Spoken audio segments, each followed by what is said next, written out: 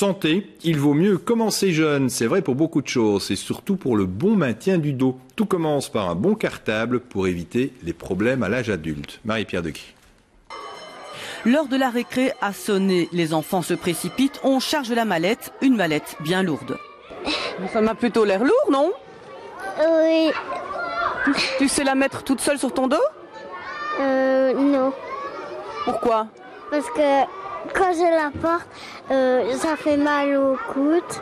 Combien de fois durant leur scolarité ces petits dos doivent-ils soulever et supporter les cartables? De nombreuses fois sans doute. Les cartables, c'est quand même un problème, qu'est-ce qu'on peut faire? Alors le cartable, normalement, ne peut pas dépasser 15% du poids du corps. Pour un enfant de première et deuxième primaire qui pèse 25 kg, c'est maximum 4 kg. Et la majorité des cartables ici sont plus lourds que 4 kg. Dans cette école, on a décidé de préserver les dos. Dès la première primaire, on a investi dans un matériel spécifique. Mais je m'aperçois quand je passe dans les classes que les enfants sont très souvent très mal assis.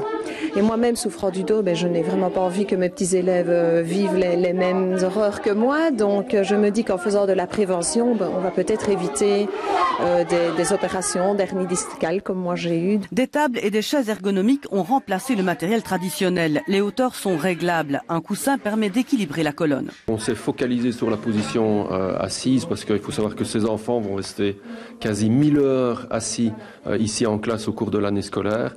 Et c'est bien évidemment maintenant en première et deuxième primaire que se prennent les bonnes ou les mauvaises habitudes concernant la prévention au niveau des problèmes de dos. L'Université de Liège mène une étude à long terme. Le but, apprendre les bonnes positions du dos.